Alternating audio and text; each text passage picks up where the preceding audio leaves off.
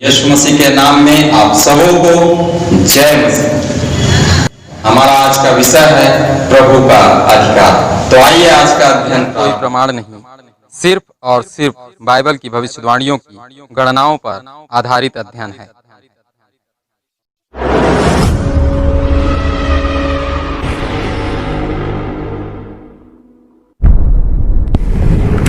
पवित्र आत्मा के नियंत्रण में प्रेरित यूहन्ना द्वारा दिखाए गए प्रकाशन की इस भाग को आइए हम प्रार्थना के साथ देखना प्रारंभ करें। धन्यवाद सर्वशक्तिमान पिता परमेश्वर, जब आज के अध्ययन में आप हम सबों को प्रभु परमेश्वर अपना अधिकार दिखाने वाले हैं। प्रभु जी, हमें सुनने की और समझने की सामर्थ्य दें। धन्यवाद प्रभु कि आप हमारे साथ हैं। पिता, हमारी अगुवाई करें। यीशु मसीह के नाम से विनती को मांगते हैं, आमीन।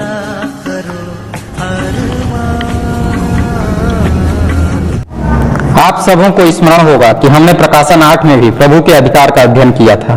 जिन्होंने उस भाग को नहीं देखा, मेरे प्रियो, आप उस भाग को अवश्य देखें ताकि यह अध्ययन आप सबों को आसानी से समझ में आ सके। उस भाग में हमने जाना था कि सच्चे मसीहियों को डरने की आवश्यकता नहीं है, क्योंकि प्रभु हमें भय और तनाव मुक्त जीवन प्रदान करता है। आज की इस भाग में हम वहां से आगे की बात जानने वाले हैं।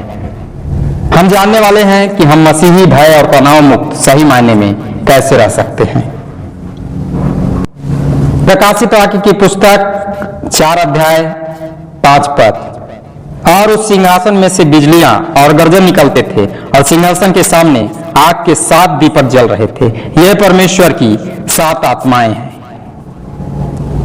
प्रेरित यूहन्ना के द्वारा दिखाए जा रहे इस दर्शन में आप स्मरण रखें कि यह सबसे अंतिम दिन का दर्शन है।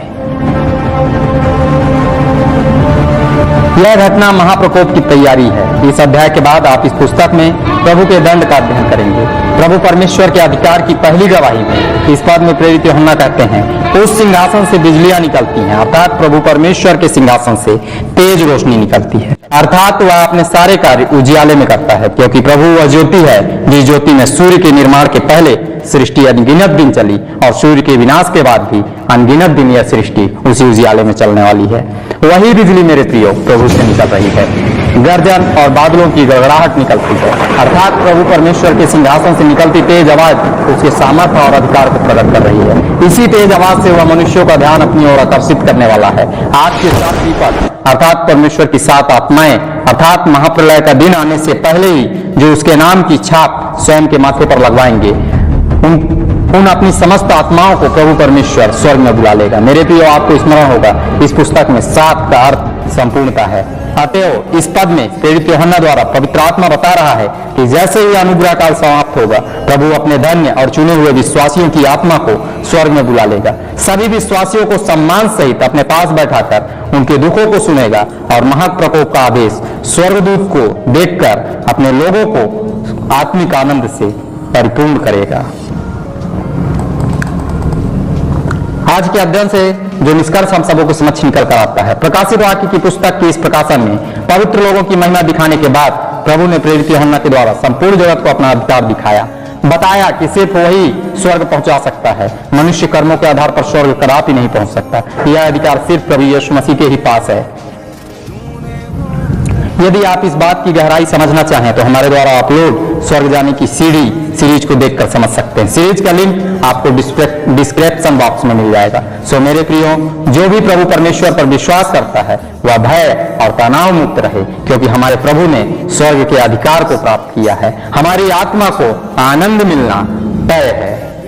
आज के अध्ययन से हम सबों को जो शिक्षा मिली, वो शिक्षा का पद मत्ती रचित सुसमाचार उसके 25 अध्याय का 23 पद है। इस पद को आप सबों के लिए मैं बाइबल से पढ़ दूंगा। मेरे प्रिय, इस पद में लिखा हुआ है, उसके स्वामी ने उससे कहा, धन्य हे अच्छे और विश्वास योग्य दास, तू थोड़े में विश्वास योग्य रहा, मैं तुझे बहुत वस्तुओं का अधिकारी बनाऊंगा। अपने स्वामी के आनंद में सहभागी हो। आप सबों ने इस अध्ययन को सुना। आप सबों का बहुत बहुत धन्यवाद। प्रभु यीशु मसीह के नाम में, आमीन।